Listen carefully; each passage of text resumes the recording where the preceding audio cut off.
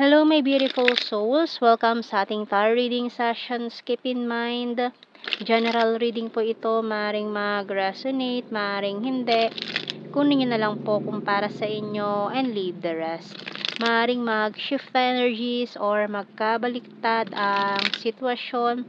Kaya kayo na pong bahala kung saan kayo nakalugar sa reading natin. Okay, let's see.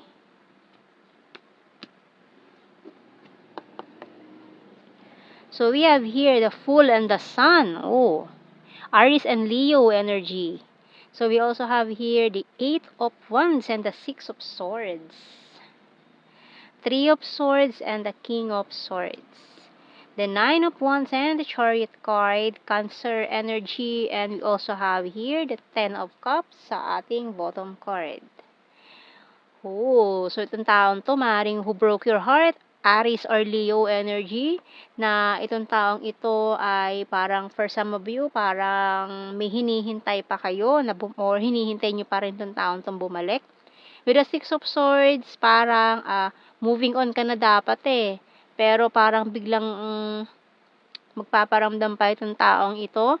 And at the same time, pwedeng two-person yan, na isa from the past at isa is parang new parang new person na parang in a talking stage pa lang kayo. So, tingnan natin anong message ng archangels natin. Kasi parang may nag-aalangan pa sa inyo na tumanggap ng new person.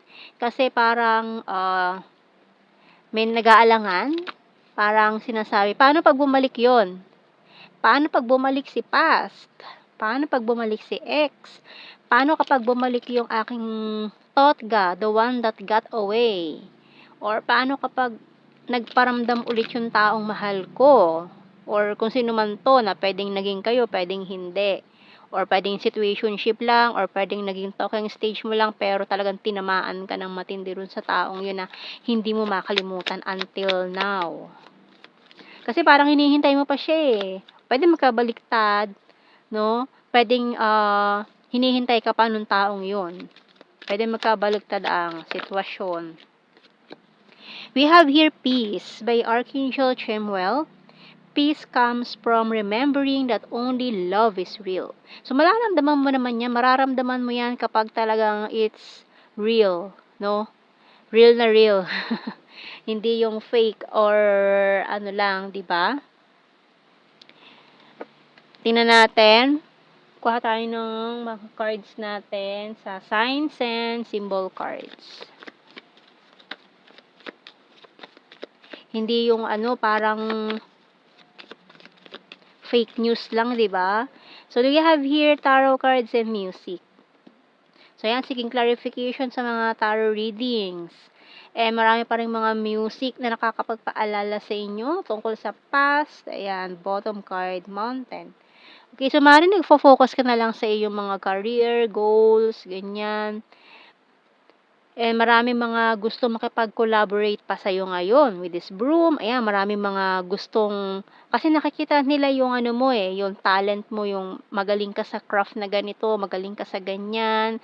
So, yung mga achievements mo is talagang sumisigaw dyan, no? Kahit hindi ka magyabang, is yung success and achievements mo na yung kusang sumisigaw para sa'yo.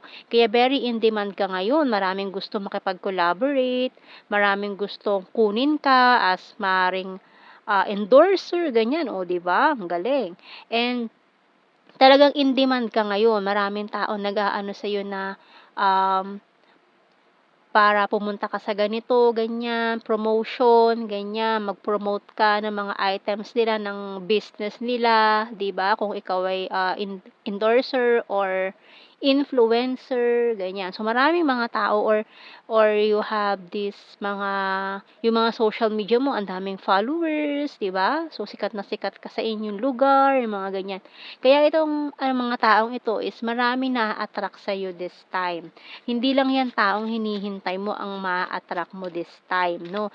So talagang marami. With this 8 of Wands, talagang bumubuhos yung mga yan. Talagang hindi ka magkandara pa kung alin bang uunahin mo. Hindi ka talaga parang ang gulo mamili or ang gulo ng schedule mo. Kasi may mga very hectic ang schedule mo eh. Tapos, may mga na ano pa, conflict pa sa schedule mo minsan, 'di ba? May mga pilit sumisingit sa mga schedule mo kahit punong-puno na yung schedule mo, talagang ipipilit pa nila kahit kahit ano na, conflict na sa schedule mo, 'di ba? So, talagang marami naghahangad sa'yo. Kaya kahit na nararamdaman mo pa rin 'tong pain na 'to na nag-cause ito sa Three of Swords natin dito na about this heartache na naramdaman mo from the past. So, parang nakakatulong naman yung pagiging busy mo this time para makalimot kahit papaano sa mga nangyari. Okay, so we have here, can I call you? Caught in the middle. Ay, and it's a disaster. Being defensive. We're compatible to each other. Ayan, no? Business is business. Talagang busy-busy, no? Talagang maaaring meron ka na ring sarili mong business na inaasikaso ngayon, pero in demand ka pa rin sa iba as ano, taga-promote. Ayan, we have here, I want to marry you someday. Kasi kapag ikaw yung nag-promote ng isang product, isang service, or isang business, talagang dinadagsa kasi ang lakas ng karisma mo, ang lakas ng hatak mo sa tao, sa madlang people, ganyan, 'di ba? So we also have here, can sleep thinking of you all night long. Kaya itong mga taong to talagang hindi na makatulog kaiisip sa iyo, pati yung mga nang reject sa iyo, ayan, 'di ba? Nanghihinayang yan sila ngayon. Kaya yung mga taong yun na na-reject din sa'yo before, lalo na noon, ay talagang nanghihinayang sila kasi grabe yung glow up mo ngayon physically, emotionally, spiritually, at saka na rin sa iyong career. I'm afraid to contact you. So, yan, may mga natatakot pang kumontak sa'yo o tumawag sa'yo this time. I wish I could share my good news with you. So, kahit may mga gusto rin silang i-share sa'yo kasi, pero parang nai-intimidate sila sa'yo kasi alam nila na parang, ang laki na ng achievement mo yan, ang layo na narating mo eh. So, we have here, I feel you even though we are apart. I want to be more than friends. I wonder if you're happy without me. I know I messed up everything. I don't react when people mention you. And it was my fault, but I blamed you, 'di ba? Oh. And bottom card, you don't know how hard it was to let you go. So, maaaring sinasabi niya yan na ngayon, after niya umiwas sa'yo or umalis siya or after niya i-reject ka nung ibang mga tao na naghahangad sa'yo ngayon, 'di ba?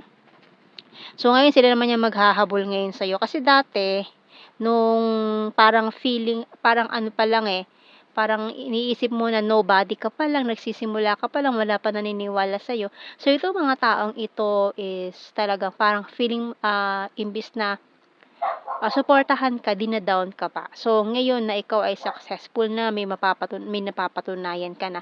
So, ito mga taon to na basher mo noon, parang ngayon sinasabi na nila na, supporter mo ako since day one. 'Di ba? So, bigla naging supporter na ngayon. So, tingnan natin, kuha tayo ng initials. So, ngayon, yung mga basher mo is, parang nagpapanggap na sila ngayon na supporter mo sila since day one. Initials A, E, C, M, U, or may mga naging ka-MU ka dati, K, magulong usapan, N, SG, Singapore, JFV, bottom card X. And let's see, blue card, kuha tayo. We have here destiny. So, maring may destiny, chemistry, and soulmate. Oh, lakas ng chemistry. Sayang, no? So, tingnan natin sa ating general signs and the messages. Keywords na lang ito. Hindi na natin kailangan i-explain more further kasi alam nyo na yan. Fire sign, Aries, Leo, Sagittarius, Aquarius, maring ikaw siya or kung sino man dyan sa mga taong involved. Aquarius, skin tag, Libra. Practical, number 5. long distance. 4, 6. Sword is air sign. Gemini, Libra, Aquarius. Oh, twin flame. Weird. Need more signs. Okay. So we have here October. Sagittarius. Intelligent. Luzon. Travel. So kung may mga long distance situation, may mga travel, neighbor, high expectation, sarcastic, divine masculine, or baka magulat ka na lang, isa sa mga long distance situationship mo dito, magulat ka na lang neighbor mo na. Ayan, 'di ba? Bigla nandiyan na neighbor mo na pala 'yun. Oh, yan lumipat na pala diyan sa kapitbahay mo nang hindi mo alam. So yan ang ating reading, my beautiful souls. Thank you for watching. Take care and God bless. See you in our next reading, guys. Bye bye.